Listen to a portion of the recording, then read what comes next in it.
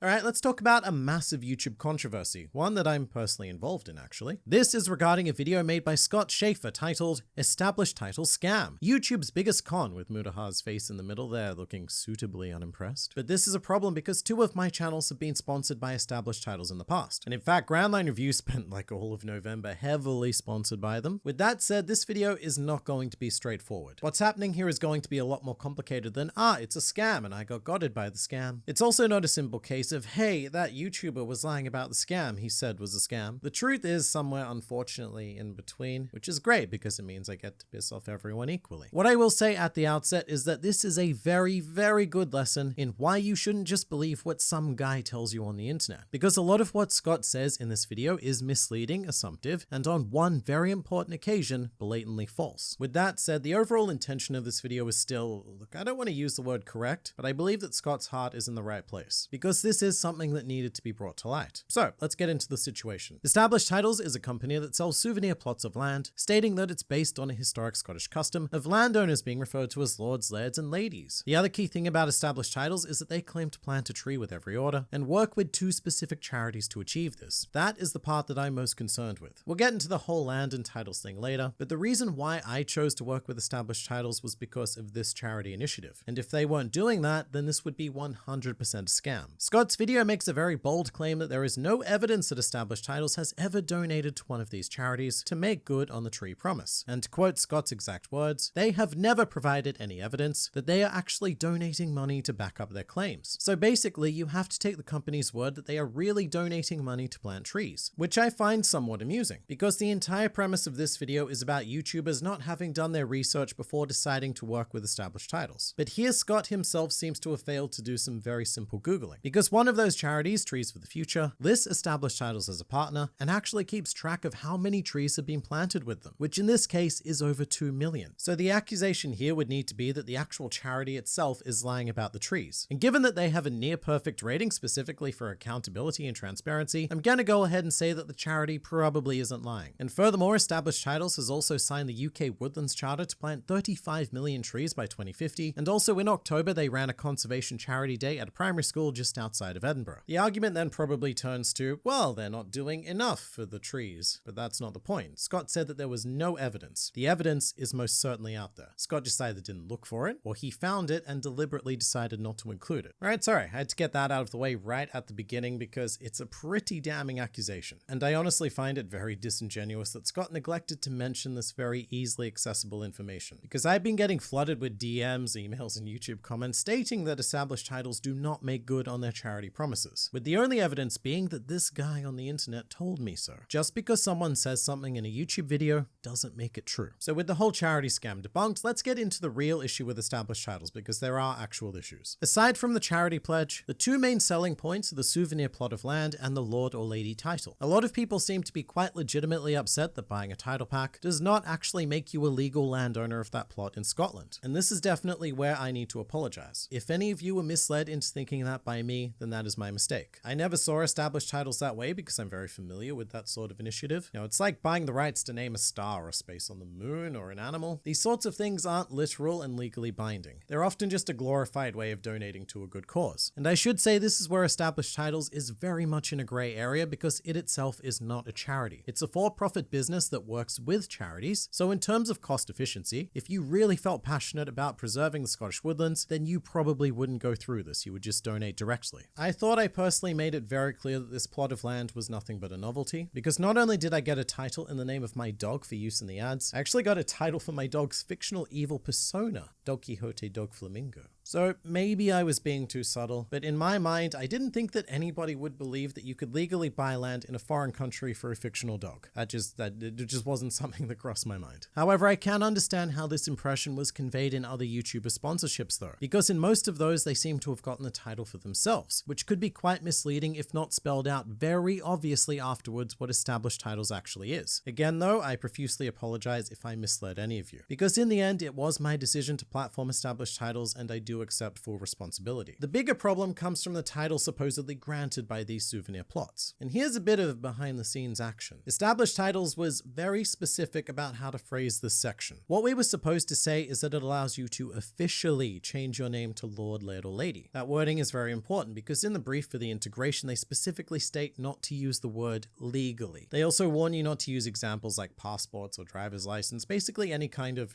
actually official documentation. Although for some reason they do allow and encourage you to say credit cards. But this is where misleading marketing crosses the line. Because despite being legally above board, the phrases are designed to make one think that this is about as official as possible. Again, I didn't see it that way, and this is a big disconnect that I've realized. Because when I took these sponsorships on, I obviously looked into the company. First and foremost, I confirmed their charity claims via the actual charity itself. It's not hard to find. And secondly, I read the website. And when you buy a title pack from the website, they make it extremely clear that this is a souvenir gift. It's a gag gift. It's something you get for your dad on Christmas Day so that he can spend the next 24 hours going, that's Lord Dad to you. But the problem is that people are exposed to established titles through these video integrations, and they paint a very different picture. That is an important perspective that I hadn't thought of. Like, I went into this knowing exactly what these are, so every line felt like a joke to me. Sort of like and with this you can officially change your name, ha ha ha ha. But that was obviously really stupid and really naive of me. I apologize again. Because without the context I had, I can definitely see how exceptionally misleading those integrations were. To give you a bit more insight into the situation, both Groundline Review and New World Review have been working with established titles for probably about a year now, on and off. Like every couple of months, they would offer me a spot. However, in October, one of my sponsor agencies told me that established titles would like to buy 20 spots across November and December for Groundline Review, which basically works out to an established titles integration on almost every Groundline Review video for 2 months. And I was honestly pretty damn thrilled by this, because in case you've been wondering why Groundline Review specifically has been taking on more sponsors recently, it's because we've got a lot of stuff to pay for. I have a full-time editor, a part-time editor, a casual editor, 4 to 5 artists constantly making content for me to avoid copyright issues, and I also now have an external office and studio space that I'm renting. To be clear, all of that stuff is across the 3 channels, and I mean, for a good example, Dude in a Room, this channel, it operates at a complete loss, and I subsidize it partially through these sponsorships. But that is to say that this situation has also hurt me quite a lot financially, because established titles booked out almost all of the ad space in December, so I had to say no to a lot of other companies, and we now have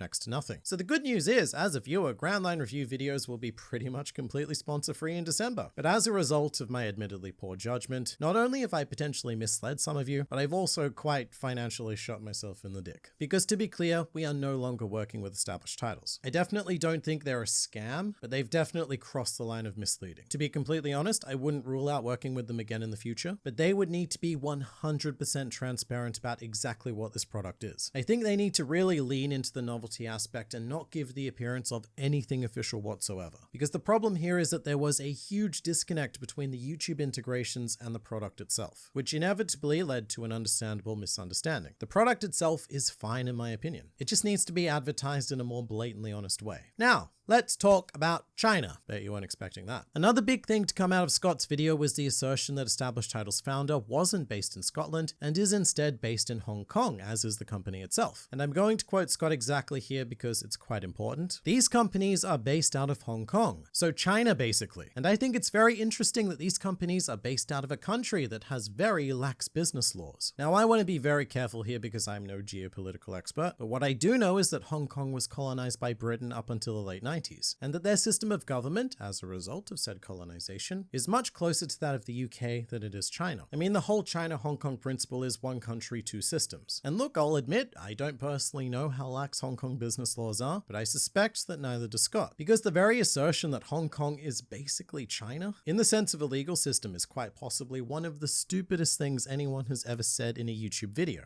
And along with the incorrect charity stuff, it seriously undermines the entire video. Which again, it does have substance to it. It was well worth highlighting the truth of what established titles is because it was clearly misleading a lot of people. But it was just done so haphazardly. Like, the confidence in which he says everything makes it sound like Scott's done a serious deep dive. But he hasn't. He stayed entirely in the shallow end of the pool, you know, the end where all of the children urinate. Because there is a lot of evidence of their charity work, and drawing attention to the Hong Kong aspect is nothing more than an assumption. It's just like, Hong Kong, well, that may as well be China, and we We don't like China, do we? I suppose the greater point is that it's odd for a company like this to not be based in Scotland, but they do own the land in Scotland, which is a conservation area. However, I do ultimately agree that this is a business endeavor by a foreign entity taking advantage of a novel but not at all unique idea. I honestly didn't intend for this video to sound like a defense of established titles or an attack on Scott. To clarify again, in retrospect, I do think that a lot of what they were getting us to say was exceptionally misleading and well worthy of an exposed video like this, but I'll say it again. And I'm well aware that this is a very unpopular opinion in this current climate, but don't just trust everything that some guy says on the internet. The way this video is sold and delivered is almost as misleading as the established titles integrations themselves. And I think that overall this whole situation has been extremely reactionary. But I would also like to thank everyone that did bring this video to my attention, because it was